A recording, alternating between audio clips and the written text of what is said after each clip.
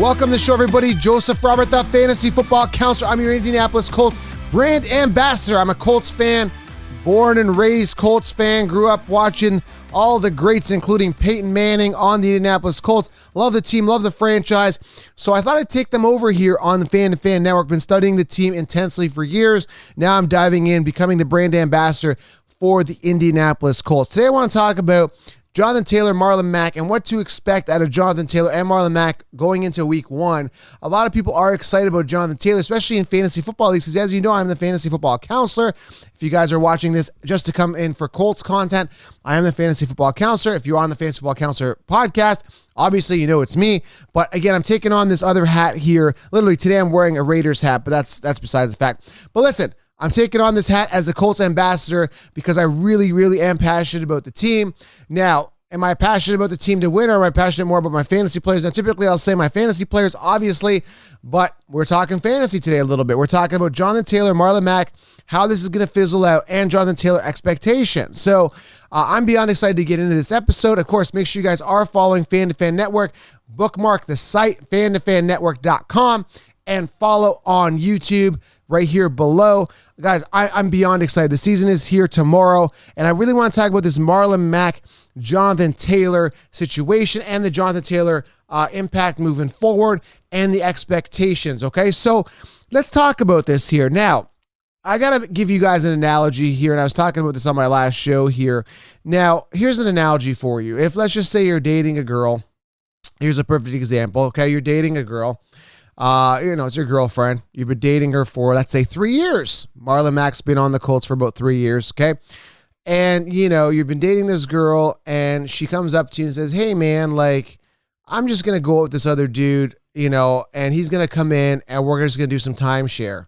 Yeah, I mean, no, don't take it personally. You're still my man. I'm just going to bring this other guy in. I just met him at the mall the other day. I'm going to bring him in. No. We're just going to go out on dates. No, shh. You don't say nothing. We're going to go on dates. And hey, listen, the hot hand will prevail. If I'm dating this chick, I'll be like, screw you, man. That's wrong, right? You just can't do that. I'm your man, right? I'm your man. What are you doing here, right? And you got a situation with Marlon Mack. Years to wow us, we're not wow. Now you can make a debate. You can say in 2019, well, Joe, he had 1,091 yards on the ground, 8 touchdowns on 241 rushing attempts. Joe, he's good. Yeah, I don't know about that. When I look over here at the stats here with Jonathan Taylor, I'm seeing a really good college workhorse with 320 attempts, 2,003 yards, 21 rushing touchdowns last season, 26 receptions on 252 receiving yards. The year before, 307 attempts, 1,294 rushing yards, 16 touchdowns. The year before, 1,977 rushing yards. This guy was an absolute beast and a monster in college when I'm talking Jonathan Taylor. So in comes now Jonathan Taylor, and you're expecting me to believe that Marlon Mack's the guy. Frank Wright and all these guys saying it's a hot hand, but Marlon Mack's our guy. I call BS on that. I call BS, and if anyone's drinking the Kool-Aid, just keep drinking it and keep buying the BS, because I'm not buying it. Because you heard Bruce Arians say it with the Tampa Bay Buccaneers, Ronald Jones our guy. You bring in Shady McCoy and Adrian Peterson, you're full of ass BS, man. Come on. Who are you trying to fool here? You're trying to fool your starting running backs, guys? Come on. Nobody's that stupid. I mean, and then you hear Bruce Arians after the fact say, well, Fournette's picking up the playbook well. You think you were going to work him in a little bit more? Yeah. You're going to bring out Ronald Jones for one play. He's going to run for 2 yards, and then it's Fournette after that. Maybe I'm over-exaggerating, but that's pretty much what you're getting here. So I'm not buying the BS here with Marlon Mack and Jonathan Taylor. I'm really not. If anything, I see Marlon Mack being a change of pace, maybe a third down back. I think they're a little more comfortable with him receiving the ball maybe at the beginning. Maybe he gets a little more receptions. I think Jonathan Taylor is pretty capable of catching the ball. Not really known to be a ball catching guy. Maybe we could have ourselves another Kareem Hunt, Nick Chubb type of situation, possibly, where if you look at the 6 to 8 games that they played together last year, Kareem Hunt actually outscored Nick Chubb 6 out of those 8 games. So when you are looking at this from a fantasy perspective, everybody I told to draft Jonathan Taylor, I said, go ahead and do it. Make sure it's part of a robust RB strategy. So I look at the situation. I don't feel warm and fuzzy about either, both off the beginning, maybe in week one. But as we progress through the season, the hot hand will be Jonathan Taylor, because Marlon Mack, guys, sorry to say, he sucks. He's just really not that good.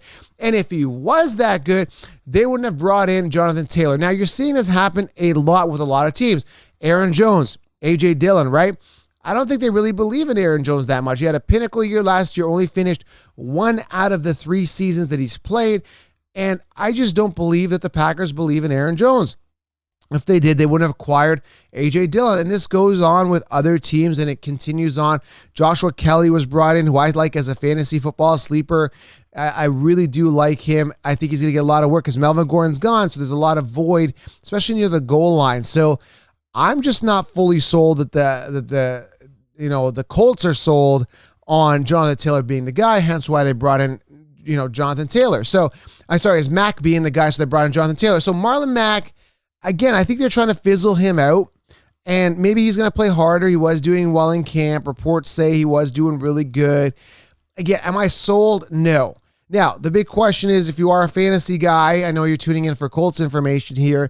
If you are a fantasy guy, do you start Jonathan Taylor this week? What do you do?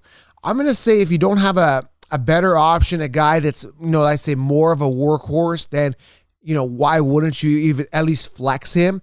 I don't know whether the hot hand will prevail in the first quarter, the second half, or even prevail at all in game one. But I'm telling you, I think overall the hot hand will prevail, because it's just like anything, right?